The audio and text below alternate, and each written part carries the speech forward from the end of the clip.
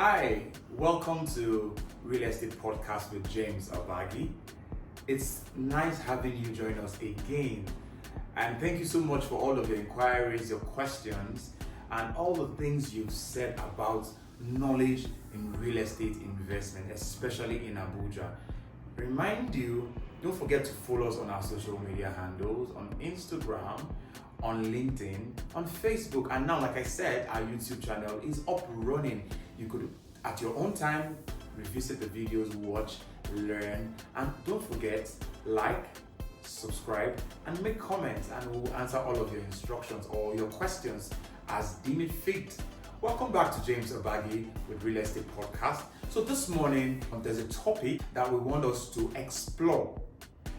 So many persons have been having these controversies about commercial real estate and residential real estate, and today we'll be doing a little dive in to make recommendation depending on what you are looking at, either the commercial real estate or the residential real estate. Stay tuned and I'll be back to give you more on this.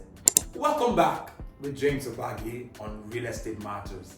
Now, let's define these both terms. What is a commercial real estate?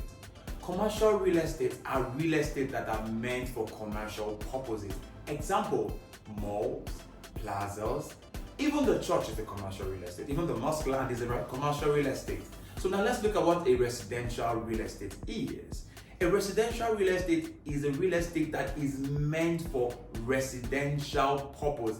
Living there. This could be the terraces, this could be apartments, this could be a condominium, depending on what you're building, but is meant for the purpose of staying and living, nothing more than this. Okay, with this in view, let us look at the various differences why people prefer the commercial or they prefer the residential. There are various purposes that you may need either of these two. Now, for instance, if you want to make money, you want to make a return on investment as a first-time investor, you may decide to do the commercial real estate, but it is safer to do a residential real estate. Then you learn the nitty-gritties, how it goes, the turns, the curves that can give you more stability before you jump into a commercial real estate. If you've not done real estate investment before, I will make recommendations that you do the residential so that you understand the rental income, either the Airbnb, and you'll be able to grow your finances and understand the risk involved in this different aspect, either the commercial real estate or the residential real estate. If you're a first timer, recommendingly, you should, for safety, you should do the residential real estate. Another reason is either the residential real estate or the commercial real estate. Now, there are risks involved, right? The higher the risk, the more the return. But for the safety of the first timer, I will say that you should look at the risk, weigh them, either on the commercial part or the residential part, which is going to give you faster return and which of the risk you can be able to manage. Because in real estate, there are a lot of risk, especially for instance, if the property, the said land that is built on is not followed with the approved design, or the purpose of the land could bring a lot of risk.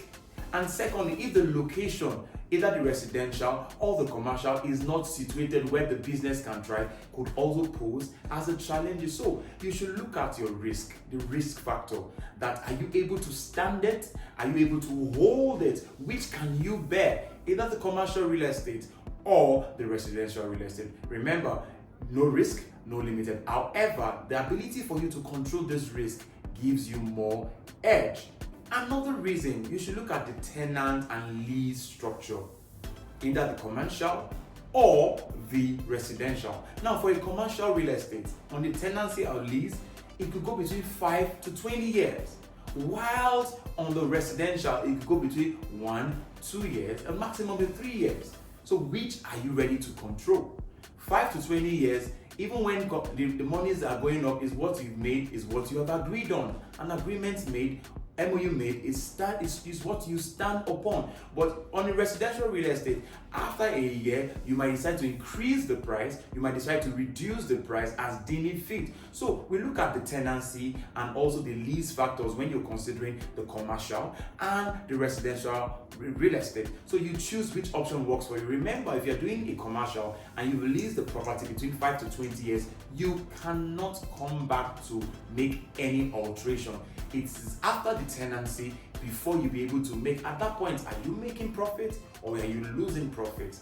Now, when it comes to the financial investment for either a commercial or a residential real estate, it also has to be checked. If you are doing a commercial real estate, the financial burdens is different from a residential real estate. Take for instance, you're building a plaza, or yes, you're trying to build a plaza. Now the financial commitment is very high. Talk more when you're building just a 2-bedroom or a 3-unit of a 2-bedroom apartment. These are two different costing on your bill of quantity. Now, if it's a commercial one, the funds, there'll be a lot of slabs, there'll be a lot of decking, there'll be a lot of stuffs. But when you're doing an apartment, it is just a drop in the commercial. So if you look at the financial constraint or the financial cost implication, it will also give you a clear pointer which not to dive in. Remember, the both investments are good, but then there are principles you must look at and weigh before you either consider the both option. Now, when it comes to maintenance, the commercial is not a joke.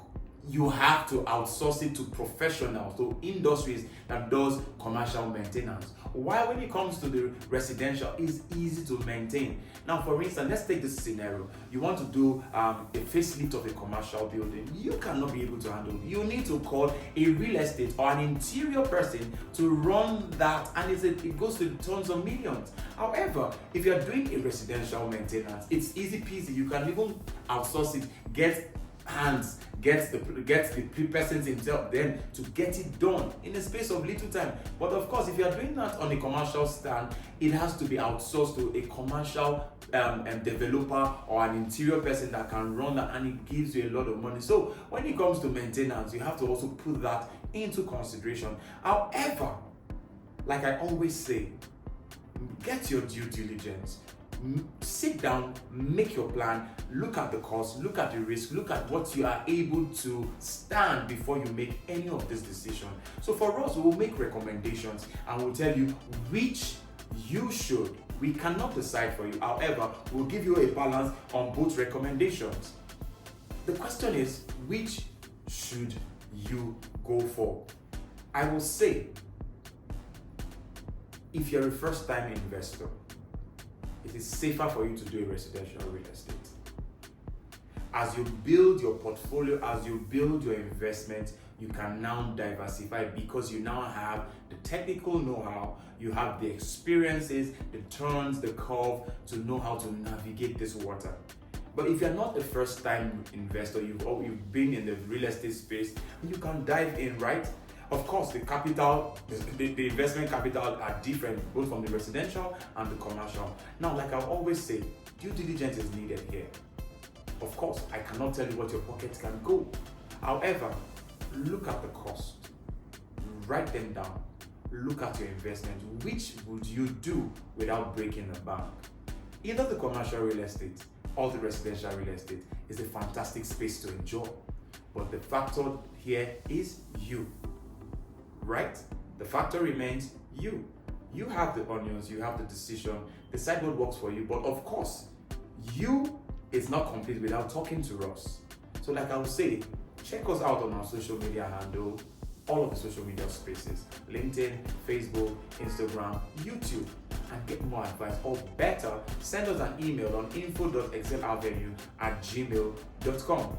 If that is too far for you, you can call those numbers on the screen now and we'll be ready to walk you through all these options in the investment options, either the real estate on the residential part or the commercial part. But like, share, make comments, and I will see you on the next one. Bye for now. My name remains James Abagi. I'll see you at the next one.